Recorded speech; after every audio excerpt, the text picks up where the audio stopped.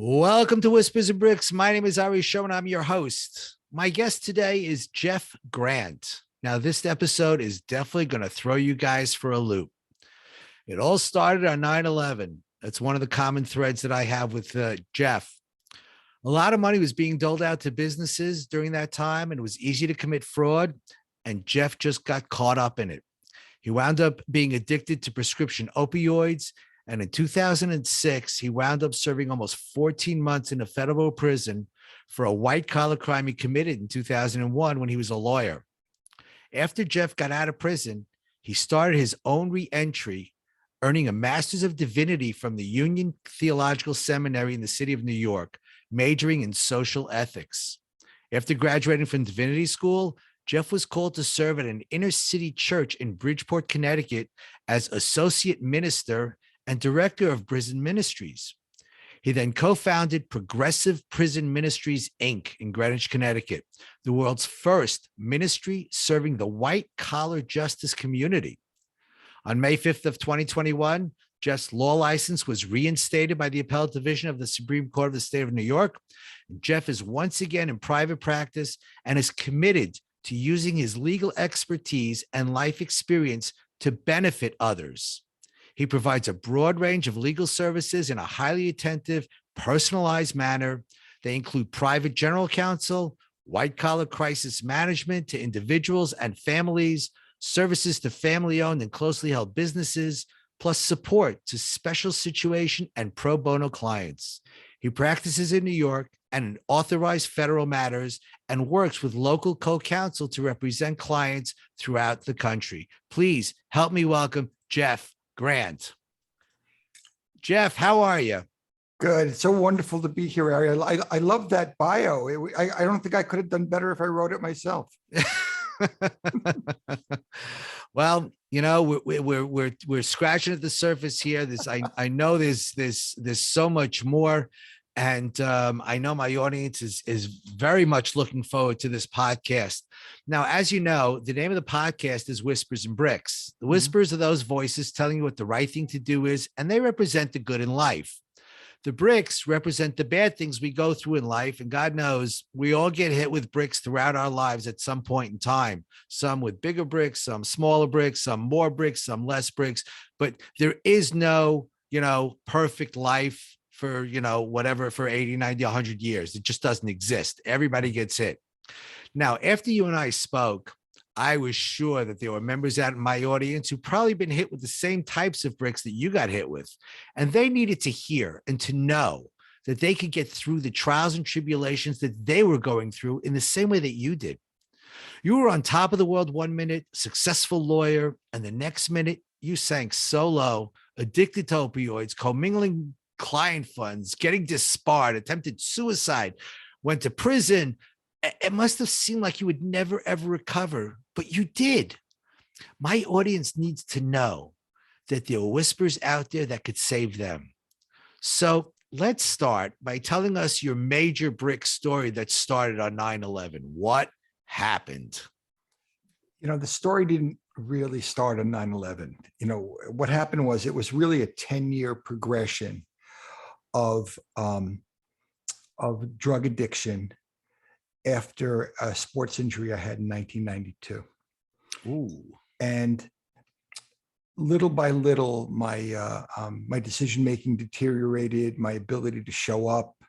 I was addicted to Demerol, which is like morphine. Ooh. And I had doctor friends who were willing to give it to me. And they wrote me a lot of prescriptions, multiple times a week, generally.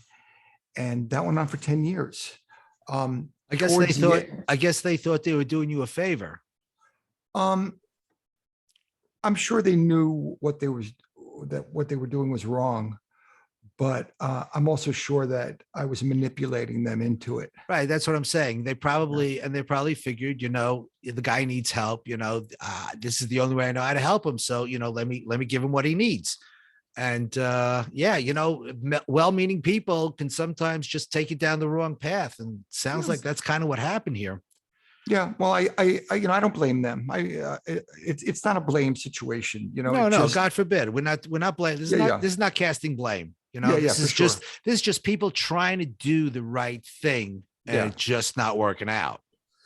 So, what happened after about 8 years or so, when I just wasn't showing up anymore?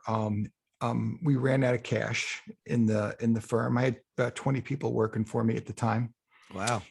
and yeah, it was a successful firm. I was a general counsel to a couple of major real estate companies in equities and brokerage and management, and lots of other little clients too. Mhm. And so the day came when we didn't have cash to make payroll, and I invaded the client trust account and borrowed the money from the escrow fund. Mhm. And that was the turning point. The day made the deal with the devil, Right. and there's really no coming back from that. But I was delusional. I didn't really know what I was doing. I mean, I knew what I was doing, but I Right. didn't understand the consequences. Right. Right. Right. And so my life started to spiral down from there, as there was a investigation, a grievance into my escrow funds, and I had to hire counsel for that. And then probably about a year or so into it, 9/11 happened. Mhm. And I was already in a very bad place. I had moved from Demerol to OxyContin at that point. Oh, And so I was like I'd call myself an early victim of the opioid crisis, but I don't consider myself a victim. I accept complete responsibility for my behavior, right. but yet, like so many people, I was caught up in it. And 9/11 happened, and it just rocked my world. And of course, the connection that you and I both have to 9/11 is it's palpable. It's amazing that we're on this call together, both having been so intensely affected by it. Mhm. And I ran around. I thought the world was coming to an end. I took all my money out of the bank. I bought pallets of water for the garage. Went shopping. We thought that we thought The world was coming to an end. yeah, we thought the world was coming to an end. Yeah, nuclear war. There we go. And I was already crazy from the drugs. Right. So 2 or 3 months later, they were advertising for SBA disaster loan funds that were available for businesses that had been affected by 9/11. And my business was certainly affected by 9/11, Yeah. but there's no way for me to really determine how much of it was because of my drug addiction and how much of it was because of 9/11. Right. But my business was half or less of where it had been previously, or at least before I started to really, spiral down because of the prescription painkillers. And I called up the SBA and I said, I have a business that's, adversely affected. And my business is in Westchester. And they told me I was in one of the counties that could apply for the funds. And I filled out the application, and somewhere in my stupor, I thought that it would be a good idea to say I had an office at 40 Wall Street, a block or so away from Ground Zero. Right. Not something I needed to do, but I didn't really, I was crazy. Right. So I wrote it.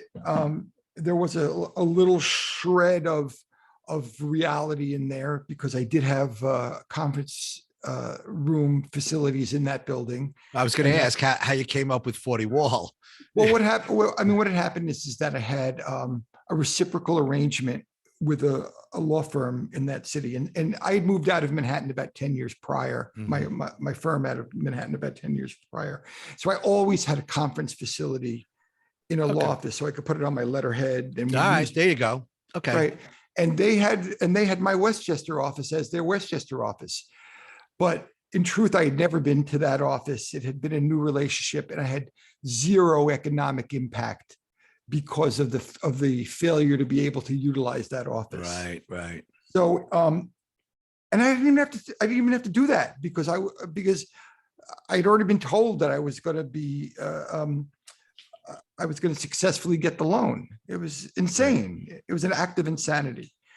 Um, it didn't help. I got $247,000. It didn't help because of the investigation into my law license. And then later, and so in July of 2002, so it was maybe 7 or 8 months later, I got some bad news about my case that there was no way I was going to keep my law license. I got one last prescription for Demerol. And that night, I resigned my law license that afternoon. And that night I went home and swallowed the whole vial and tried to kill myself. Oh. Were you married at the time? Married, two Kids? daughters. Two daughters. Two I waited daughters. for them. I waited for them to go to sleep. And then And you took a bottle of pills. What happened? How don't keep us in suspense here. well, I didn't die. So that Oh, part, that's obvious. I woke up in the morning, slumped on the floor, vomit everywhere. I guess I had vomited most of it up. You threw it up. Yeah. I threw it up. I crawled to the kitchen to find more something to take. In my haze. A few days later, I was in rehab, and my life was over as I knew it. Was this like a voluntary rehab, or did somebody make you go? Was your wife involved? Well, oh yeah, my wife was definitely involved, and I wasn't court ordered. I wasn't carted away in an ambulance, but because I had in those few days in between, I had gone through withdrawal on my own, right, in the house, in the house, and that was something I'd probably done 100 times before. Gone through a withdrawal, how many times I said, "Oh, I'm never going to do this again." Right. Yeah. And then 3 or 4 days later, you're all over it. Yeah. I couldn't take it. So, but this time was different, because I had never overtly taken 40 pills before. I had never tried to kill myself. And I knew it was different. And besides, I had just resigned my law license. So my money was gone. My house was soon going to be gone. My marriage was going to soon be over. My reputation was gone. And I went to this rehab in New Canaan, Connecticut, called Silver Hill Hospital. And it was the first time in over 10 years that I wasn't like self-medicating, because I've had bipolar disorder since I was a kid, although I hadn't been diagnosed at that point. And I didn't know I was self-medicating, to try to like stop the racing thoughts and everything. Right. And, but it was the first time I hadn't been on illicit drugs, and they put me on bipolar medication. And I was in kind of a bipolar haze on that medication for a while, but it was the first time I really thought clearly in all that time. It's interesting. I mean, to me, it's interesting anyway, that for a long time, I could have pretty high acuity. I could think like a lawyer, but the thoughts about myself and paranoia and self-esteem and self-worth issues, they were just in the gutter, and it just got worse and worse. And so the first moment of clarity I had in probably a decade was sitting in Silver Hill Hospital. Wow. I know about the paranoia side because, after 9/11, I was very, very paranoid. I remember, in the mornings before I went out to work, I used to open my front door and stick my head out, look up and down to see if there was anybody there, trying to kill me, or, so I get the paranoia. That's something that we share, for sure. Yeah. Okay. I'm sorry for stopping you. Please continue. No. I mean, I'm so interested in the nexus between my 9/11 experience and the thing about it is that um, I'm not really jumping ahead in the story, but I told my story for 20 years in Mhm. various ways, whether in the rooms of AA or as a speaker. I told my story, Right. but nobody was ever interested in the fact that I had committed SBA loan fraud, that I had taken a disaster loan I didn't deserve. It just, no one even knew what that meant. But in context now, it's one of the biggest topics in criminal justice, and and that there are maybe 1 million people right now who've committed um, disaster loan fraud, and maybe as much as $200 billion has been fraudulently obtained or inappropriately used. And as far as I know, I'm the only one out there talking about the fact that I committed disaster loan fraud 20 years ago, and I got my law license back. And so what a unique position. And all of it stemmed from the thing that we have in common. Right. That's, Correct. Now, it's for just my audience should understand what we're talking about, is the SBA loans that the government was now giving because of COVID. So it's the same. It's relatively the same as it was in 2001, when businesses were suffering tremendously because of what had happened, and so the government was giving out these loans. And then now, 20 years later, when COVID hits, again, the government is out there giving out these loans. And as Jeff mentions, whenever it's a disaster type of situation, nobody's really looking that closely at applications, or, all they want to do is get the money out to the people, which is why it's so open for fraud. And again, Jeff knows better than most, how easy it is to commit that fraud, and how easy it is to get sucked up into that. So that's what we're talking about, and that's why the commonality between 9/11 and COVID, and of course between me and Jeff and myself, as being affected by 9/11 in different ways. yeah. So what happened, just to continue the story, um, I got sober, and we had to sell our house, and we moved to Greenwich, Connecticut. Now, of course, moving to one of the wealthiest towns in America is probably not such a great idea when you've lost your job and you have no money. Yeah. Okay, I was kind of thinking about that as soon as you said Greenwich, Connecticut, and going like, how did that happen? We moved from a big center hall colonial and we moved into an apartment in Greenwich. Yeah. Okay. And primarily because that's where I was attending recovery meetings. Mm-hmm. And it was also only 6 miles from our house in Rye, New York. Mm-hmm. And I wanted my kids to be able to still see their friends, and but we needed a new community. I was definitely radioactive in Yeah, I hear Western you. New York and in Westchester County. So I started attending meetings. I started going to meetings 3 times a week, and I was getting sober, and I was learning a lot about myself and how crazy I was, and how my behavior really needed to change. And I was about 20 months sober.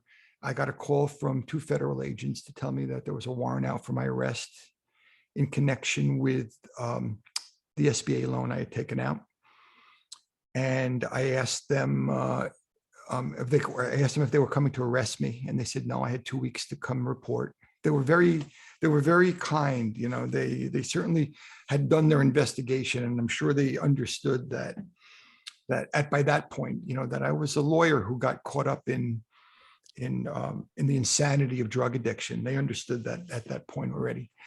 And so about 2 weeks later, I hired a lawyer who was a friend of mine, and we went down to Lower Manhattan, and it was still a militarized zone down there. The post 9/11, it was, there was the checkpoints and the mirrors under the cars, and the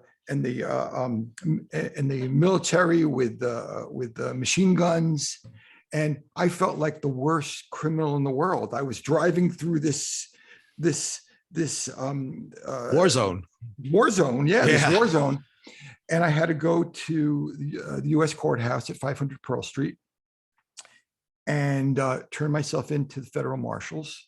My lawyer went upstairs to the courtroom because I was going to be arraigned in front of a magistrate that day. And I was handcuffed and put into a cell for the first time in my life. Wow. And so there I was, like 3 floors under the courthouse. And it's a very claustrophobic feeling being like underground and in a cell for the first time. And it was also the first time I ever meditated.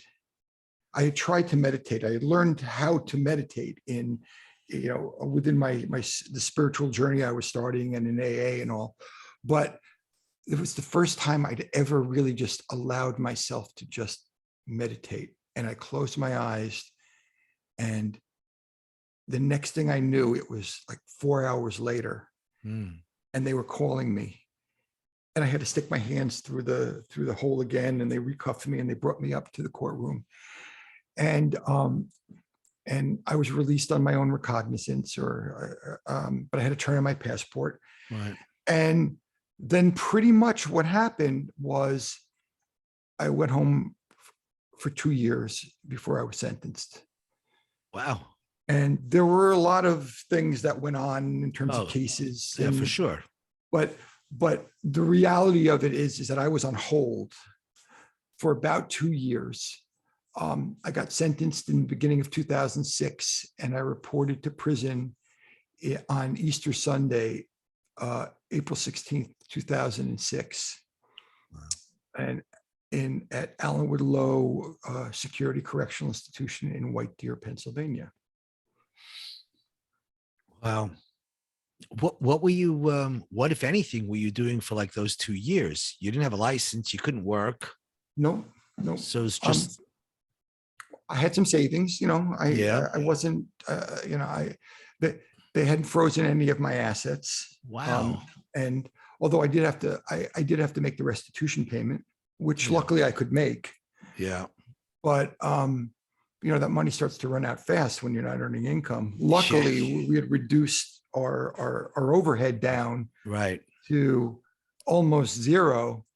But what had happened in those 2 years while I was waiting, I mean, 2 things happened that were notable.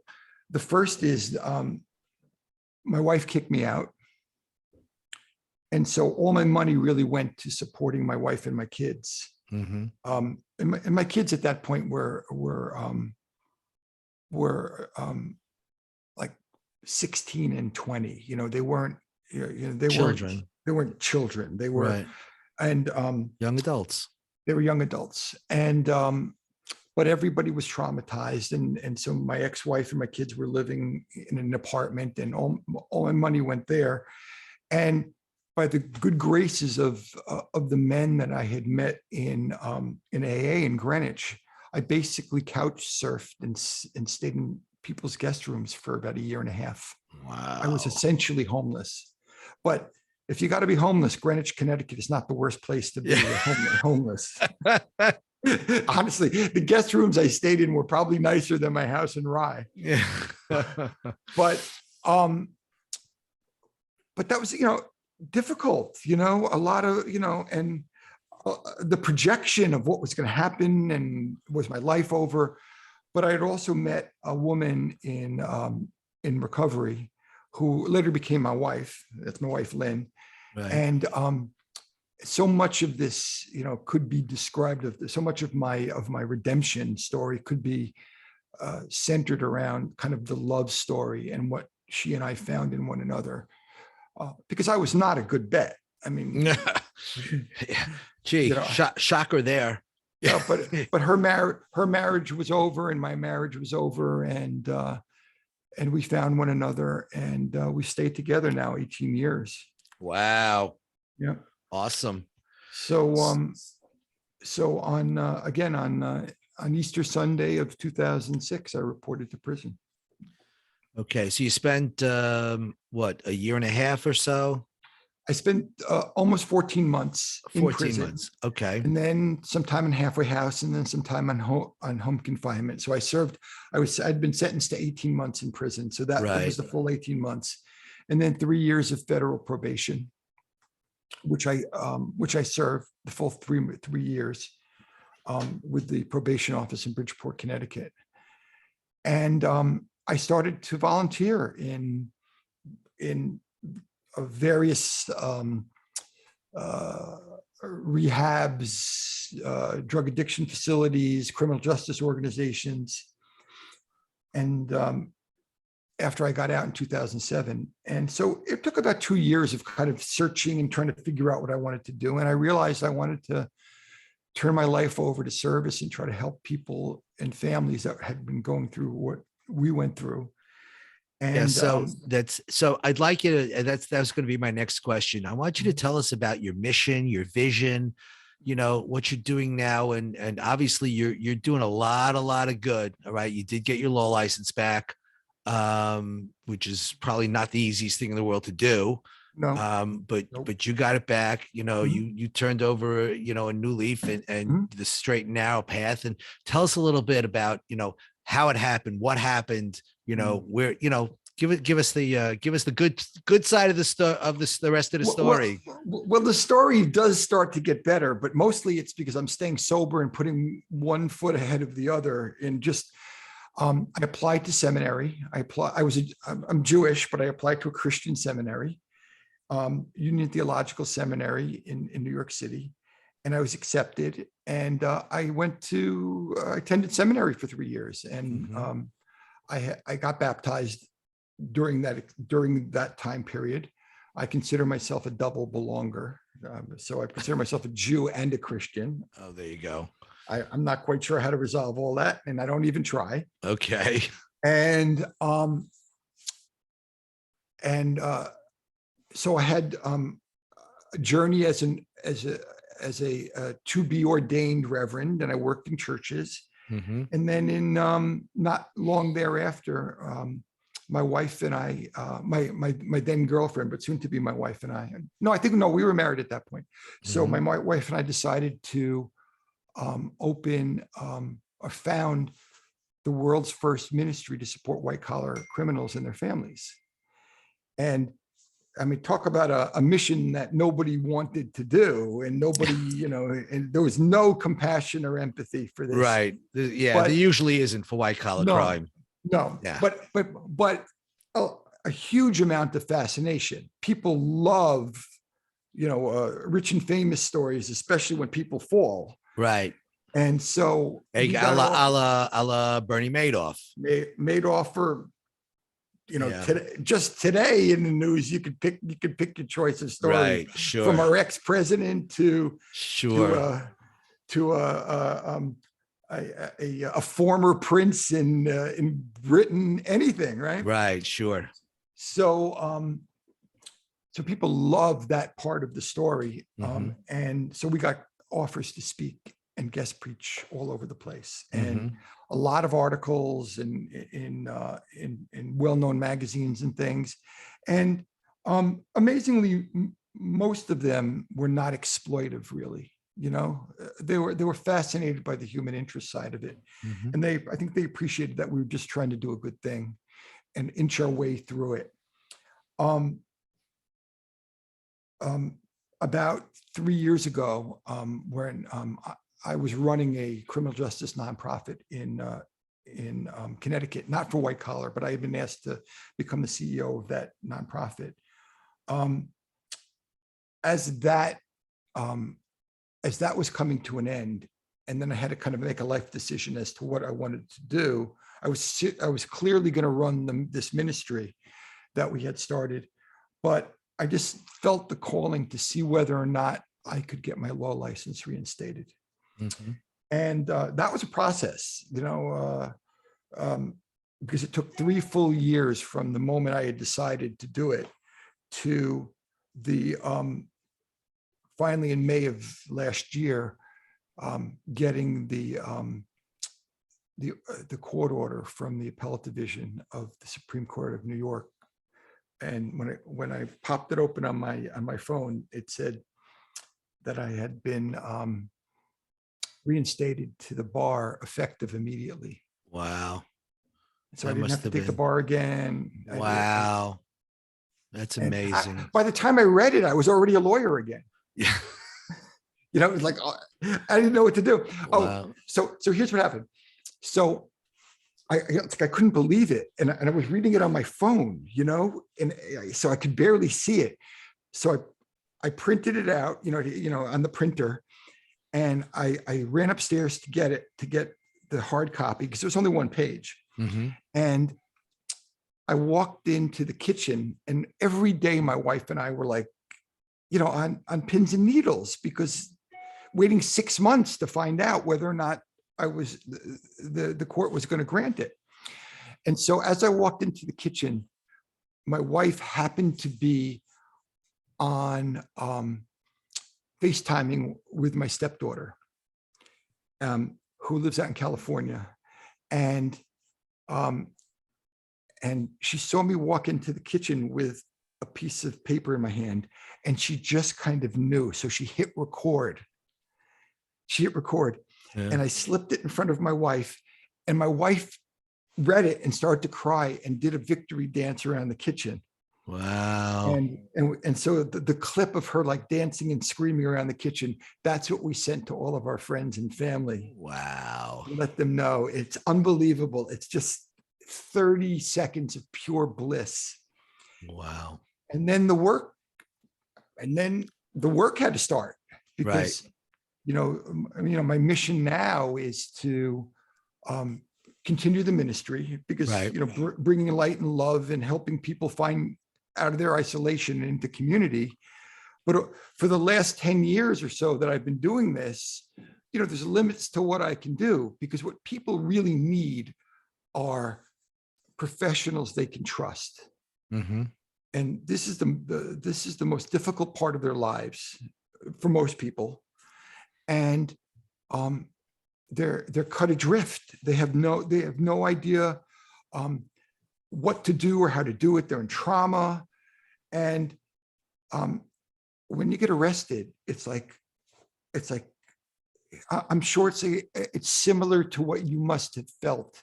The surreal experience. Like, Yeah. is this real? Is this happening? And but this is like the gift that keeps on giving, because it's real. Yeah. And then the FBI is breaking down your door, Right. and there's 100 people running around your house with guns and things. That did not happen to me, but it happens to most. Right. Because the perp walk is kind of important to the process. And people's families are involved. Their kids are there, their wives or their husbands are there. And then the madness starts, and they have no idea who to trust. And so they'll call up their brother-in-law, they'll call up, if they're a business person, they maybe call up the corporate lawyer. What do I do? And they are inevitably hear, oh, you got to call this guy, meaning this white collar lawyer. He's the best, or this guy will take care of you.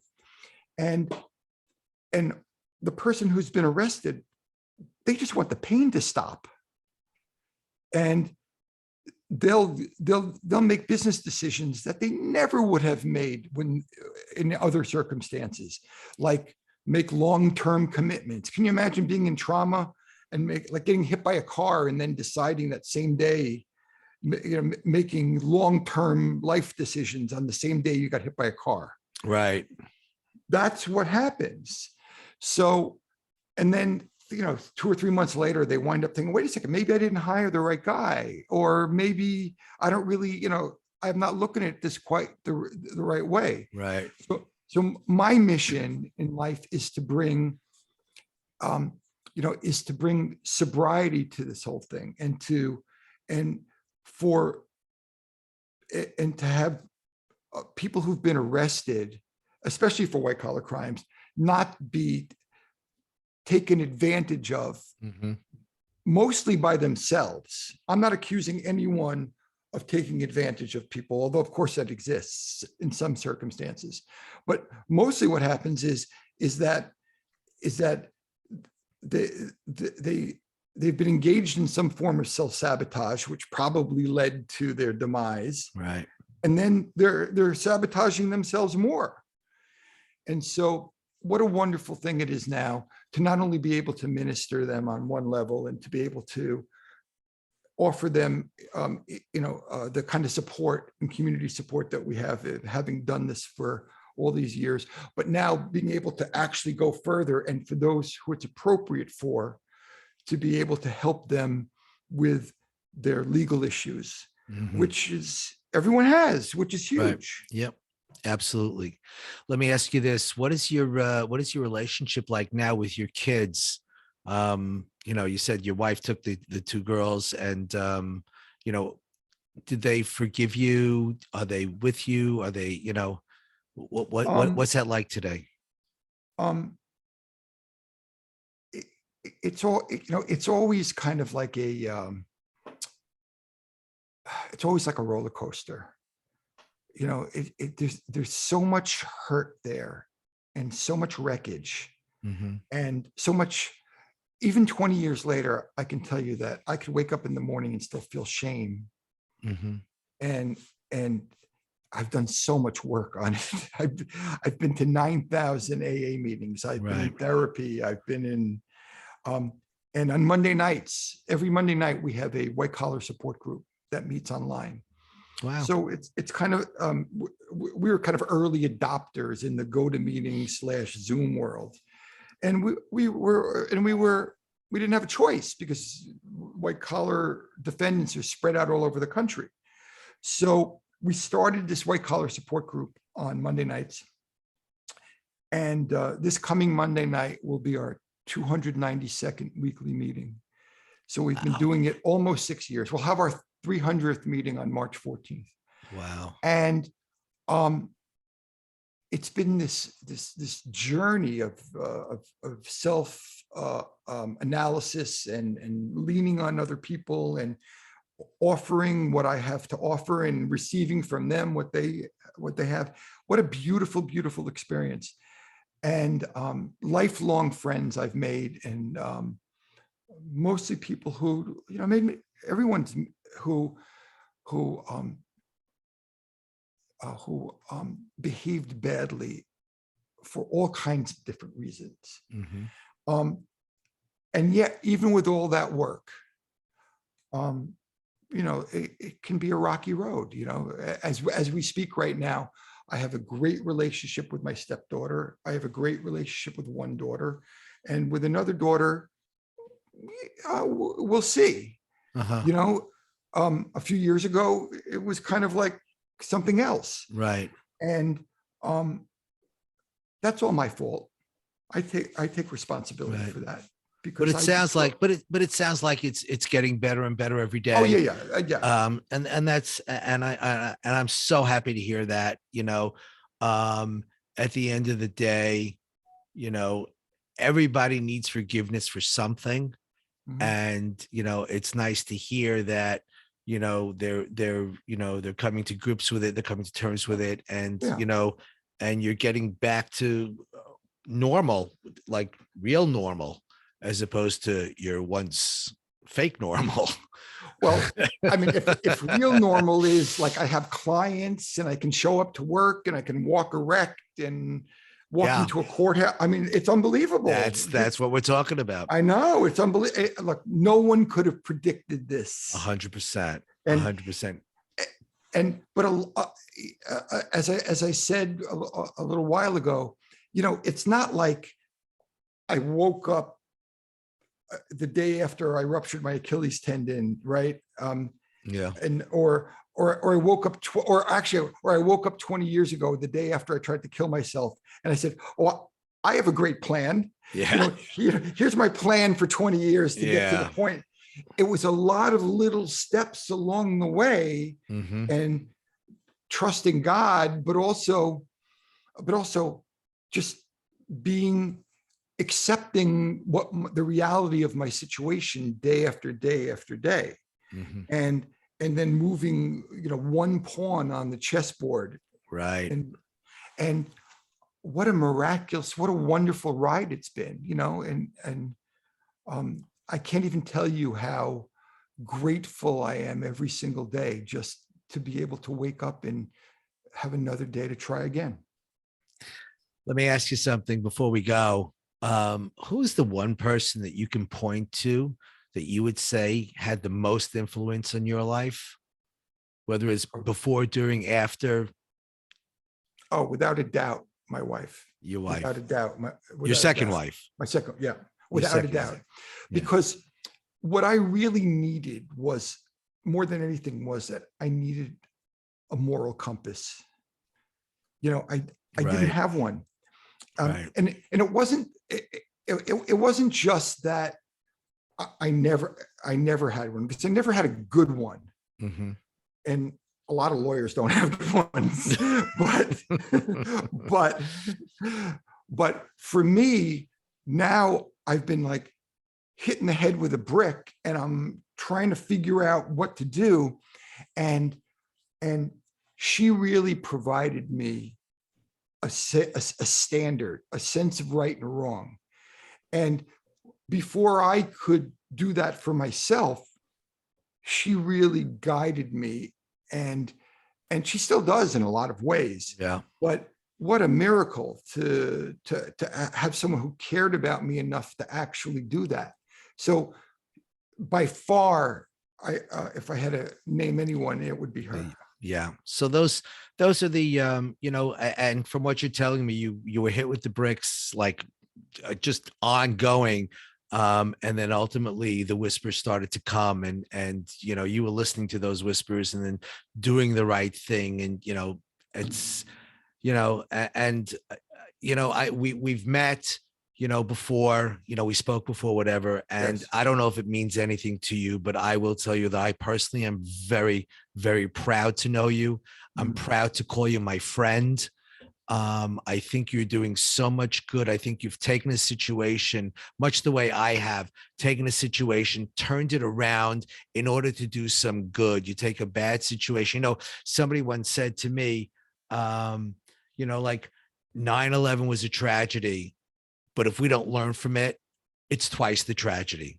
Exactly. And I firmly believe that in your life, okay, it was a tragedy, but if you don't learn something from it, and thank God you did, it would be twice the tragedy. But now it's not. Now you're helping people, you're connecting with people, and you're doing so much good in the world. Before we go, is there any piece of advice that you can give to my audience, words of wisdom, something that you can leave them with? Yeah, there's probably three things I want to say quickly. The first is, Ari, thank you for what you just said. And I recognize that on some level, for me, this is like making an amends, because I can't think of anyone better to make an amends to the world through than someone who was at Cantor Fitzgerald and who was actually in one of the towers. So that's not lost on me. That's profound. Well, thank you. I appreciate that. And I've waited 20 years to be able to make that direct a connection, to be able to apologize and make an amends. And I am sorry for my behavior. The second thing is, one of the things I've learned is that I was living, a life of materialism. And I've learned that the more I lean into my spirituality and live within my means, then I don't have to make decisions anymore that are going to be ethically challenged. Right. I used to spend money before I made it. And I always thought there was going to be more and more and more money. Right. And then I woke up and I was so deep in the hole, there was like no way out other than to cheat. Right. And I don't have to do that anymore. And what a relief. A relief. Oh my sure. God. And I guess what I want to say is that whether you're reaching out to me as a minister, by the way, our ministry is it's Progressive Prison Ministries, and we're non-sectarian, ecumenical. We work with any people of any faith or no faith at all. Right. And our website there is prisonist.org, like prisonist, like feminist, prisonist.org. Wow. And the law firm is grantlaw.com. Uh-huh. And so easy to find. Right. But of course, you can Google me, Jeff Grant or Jeffrey Grant, and you'll find me plenty on Google. And I'm here to help. If empathy is about walking in someone's shoes, I mean, that's what I'm doing. Yeah. Jeff, thanks so much for sharing your story with me and my audience. I'm sure that you have touched the lives and the hearts of many people in my audience. I wish you all the best going forward. Keep doing what you're doing. Keep up the good work. The world needs more Jeff Grants. All right, that's what I can say. But thank you so much. Thank you for allowing me to spread your story. I appreciate it. I'm truly honored.